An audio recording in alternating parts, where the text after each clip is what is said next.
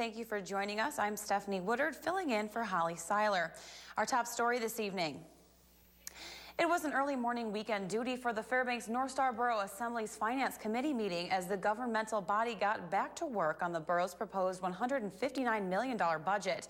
As many would expect, the monumental issue of education funding figured large in today's proceedings, as school officials are hoping the borough comes through in the face of possible layoffs. And while today's actions were not the only time the Assembly is getting together on budgetary issues, school funding isn't the only hot issue they're taking up. Now, we spoke with Borough Assembly Presiding Officer Diane Hutchison about what else was on tap. An agenda that included discussions on Parks and Rec, Public Works, getting rid of unfilled positions, and the borough's health care as well. Actually, we'll be offering an amendment at the very beginning here to cut the health care costs in the budget. It doesn't affect the calculation, but it's the way we calculate it, and it'll be almost a $700,000 amount in the budget that'll help reduce the mill rate to the taxpayer. Now, that being said, if we were to increase the amount to the school district, it may use that amount up. But it's always a give and take. Someone's always going to be unhappy. Absolutely. Now, as mentioned, probably the most hot-button issue surrounding the borough's budget and where money should be allocated centers around the Fairbanks North Star Borough School District, who is faced with possible layoffs in the near future if additional funding is not given. According to School Superintendent Pete Lewis, the school district is staring $2 million funding gaps in the face.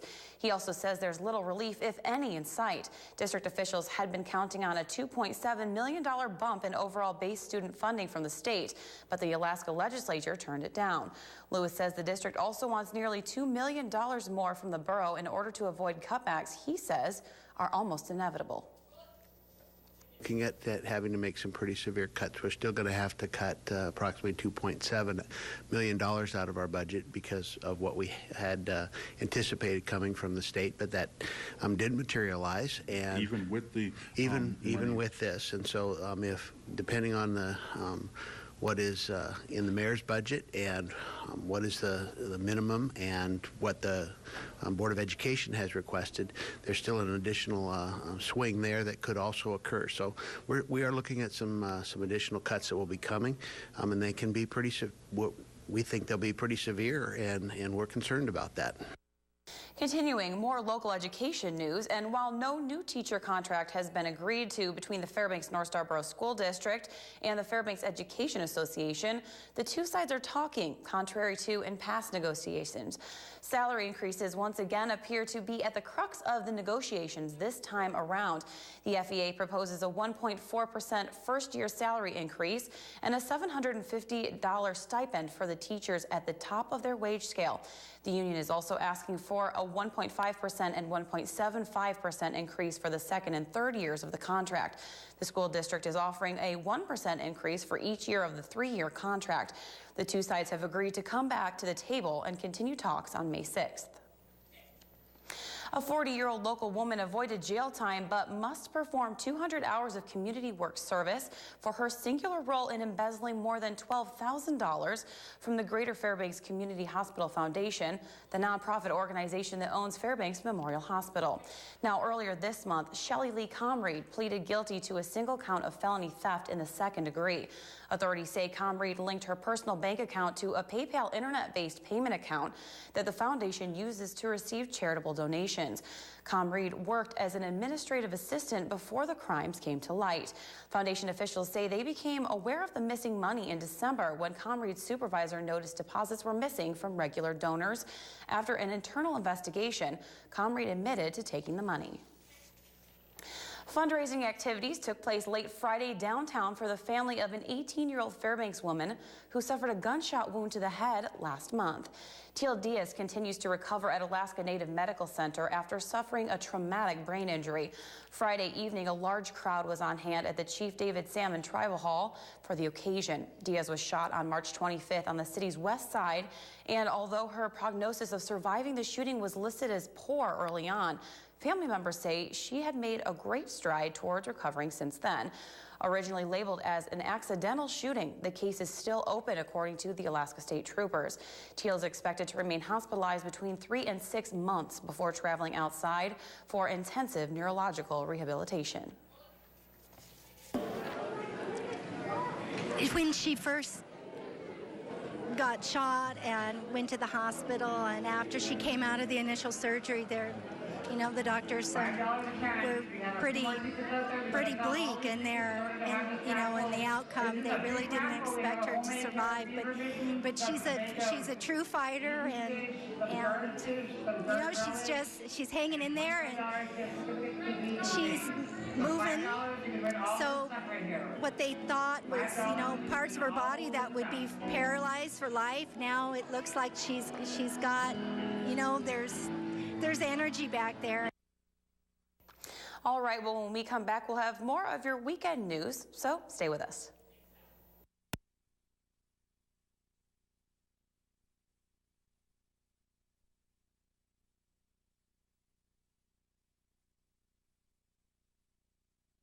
Welcome back. A long, storied career with the Fairbanks North Star Borough School District has officially ended with the retirement of longtime administrator Clarence Bolden. On Friday evening, Bolden and his wife Marguerite were the guests of honor at a ceremony held in their honor at the Westmark Fairbanks Hotel. Earlier this year, Bolden, who served as the Executive Director of Human Resources with the district, stated that he was retiring. Fairbanks North Star Borough School District Superintendent Pete Lewis announced the appointment of Tracy Gatewood as the new executive director following a comprehensive search. Reached for comment, Bolden says, quote, "It's been an incredible ride." Really privileged to have been here. It's been a fantastic time at the school district. It's Fairbanks. It's the community. Yeah. It's great. We're going to still live here, but we're going to take some time, visit with our grandchildren down in Georgia, and that's always important. Yeah, that's critical. It's critical, and come back here and have some more life. We love it here. We've been here since '87, and it's home. About 70 elementary and middle school students are getting their legs up on their public speaking skills this weekend as they took part in the Fairbanks Area Annual Speech Contest. Today's event, held at Ann Ween Elementary School, has taken place and recognized around the district for about 25 years, but according to outgoing teacher and administrator Leslie Campbell, the occasion actually has roots that date back to the year of 1974. Campbell says the ability to get up in front of a crowd and address the masses is more important today than ever before, and those who learn to do it as children will have an easier time when they are adults. The speeches, which were also judged, included presentations written by the students, as well as humorous or serious interpretations of the work of others. It's an incredible privilege to be able to work with these children. They're just beginning, many of them, to begin their journey in education. You have 4th through 6th grade students on the elementary level and 7th and 8th graders on the middle school level. And public speaking is such an important part of what we do in our life, whether it's through our careers or through community experiences. It's something they will take with them forever. So it's a wonderful privilege to be a part of this. Avid hunters and firearm enthusiasts gathered today for the annual Tanana Valley Sportsmen's Association Spring Gun Show. The event began today at the UAF Patty Center Gymnasium and will conclude tomorrow, with the hours being from 10 a.m. until 4 p.m. Proceeds from the gun show will benefit the Alaska Nanook Rifle Team, as well as high school rifle squads and middle school rifle clubs. President Grant Lewis added some of the current events going on in the news helped benefit the outcome of today's gun show. The main thing that's special about this Springs Gun Show, I think, is it's the most people we've ever had. The politicians are continuing to try to figure out ways to make sure we don't have guns, and we're, with the help of the NRA, trying to figure out ways that we can keep them. People are coming over looking for deals, looking to stock up, thinking maybe I better buy something now in case I can't 6 months from now. So I'm sure it worked out real well for us. The annual Interior Health Fair got underway as well this morning at Pioneer Park. There were vendors set up with low-cost health screenings as well as low-cost blood tests available to anyone in attendance. Now, many people were there to not only receive the low-cost health screenings, but also to learn more from the many vendors there about their health. Well, Alaska Health Fair puts on an annual event, and the fair is the largest health fair in the state, actually. It's larger than anything in Anchorage.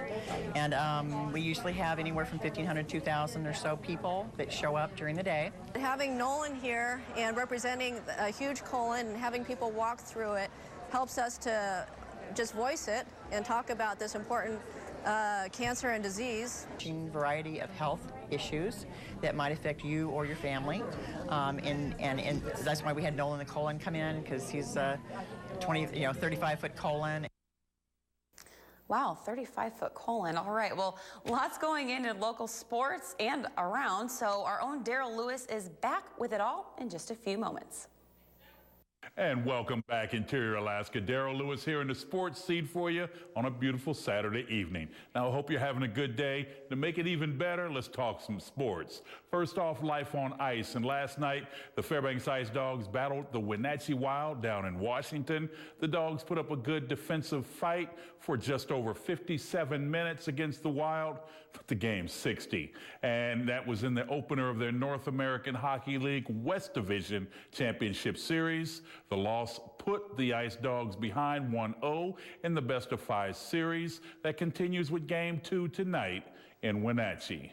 Moving on, running sports. And autism spectrum disorders, or ASDs, affect young people and adults of every background here in the interior. And earlier today, citizens ran or walked for the cause.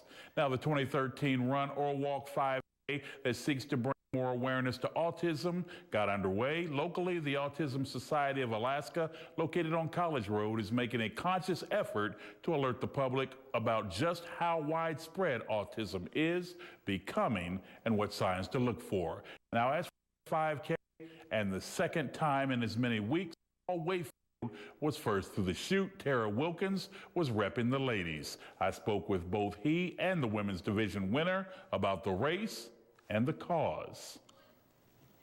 You know, this is the third year my wife and I and family have run this, and it's just humbling to actually come out and support, you know? Just do the right thing for the community.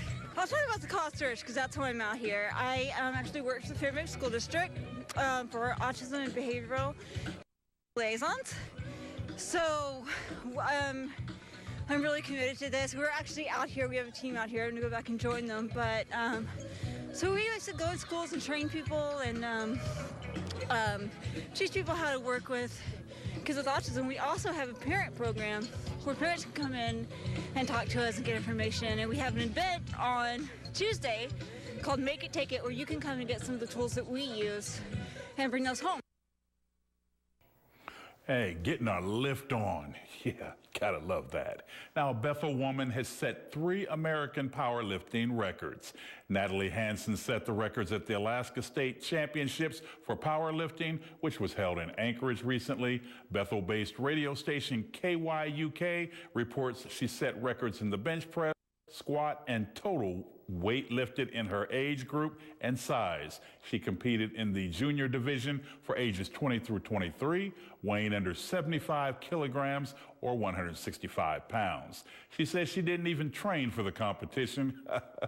Gotta love that. She was concentrating on CrossFit competitions when a friend noticed her natural ability and got her interested in powerlifting. Hansen, who now lives in Anchorage, will compete at the Nationals in Florida in July.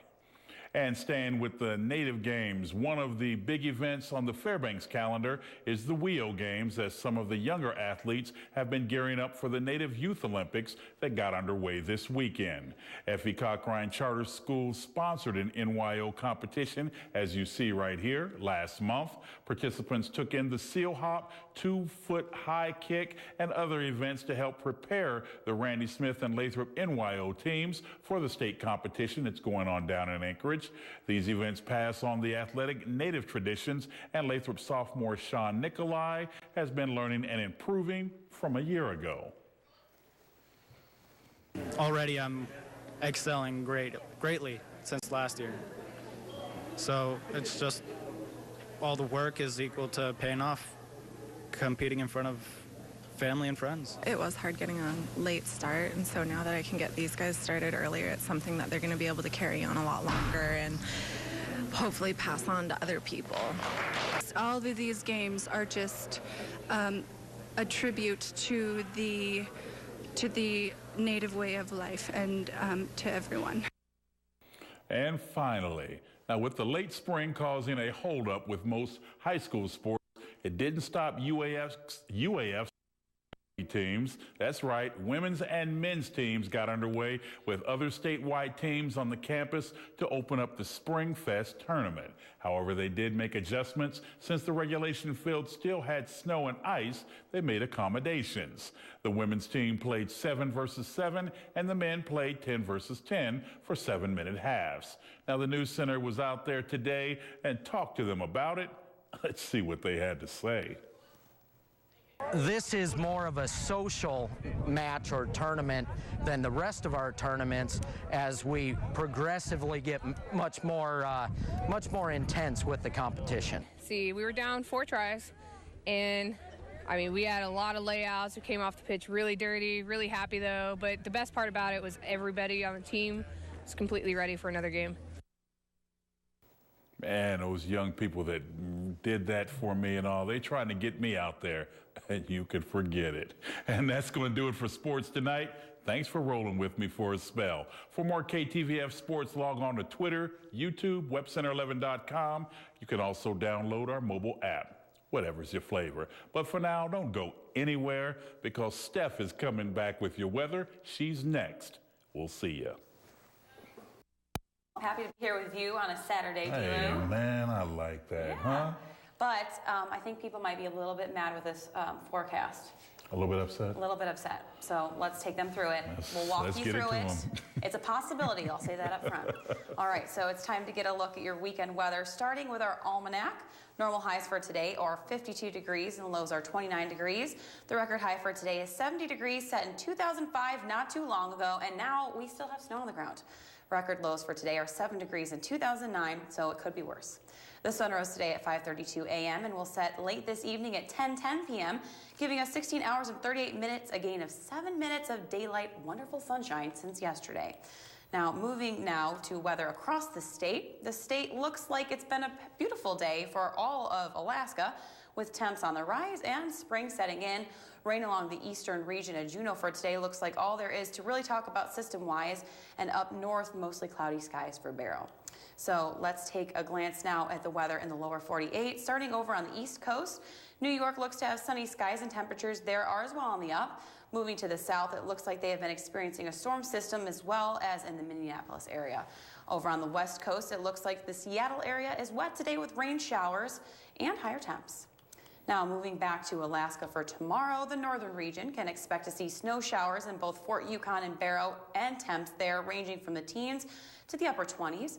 As for Nome, scattered clouds can be expected there, and temps are in the upper 20s as well. All right, here's what I was talking about. Moving to the interior, unfortunately, we have a chance of snow both here and in Healy, but temps in both areas will remain in the 30s. All right, now moving to the southeast region, it looks like a mixed bag of weather can be expected for Juneau with rain and snow. Temps there will be in the 40s. As for Ketchikan, they can expect to see some rain, and temperatures there as well will be in the low 40s. Now to the southwest, scattered clouds can be seen in all areas except for Cold Bay, who can expect to see some precipitation with highs there in the upper 30s. And lastly, onto the south central bowl, pretty calm forecast there. Mostly sunny skies for all regions with some winds in the forecast for the Valdez area. Now back to Fairbanks for tonight. We can expect to see partly cloudy skies with increasing clouds late in the evening, and highs will remain in the single digits.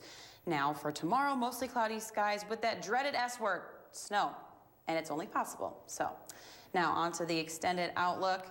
It looks like, again, we can expect to see some precipitation on Monday and Tuesday, with it clearing up on Wednesday, and then mixed bag of weather for Thursday and Friday, rain and snow. But rain is good because rain means higher temps, and on Thursday and Friday, we can expect almost 50-degree temperatures. So I'll take that, you know. I love that nice silver lining, you know. Could be worse. Could be. Could be and worse. It's only a possibility. You know, Mother Nature, she likes to throw that That's curveball all the for us. time.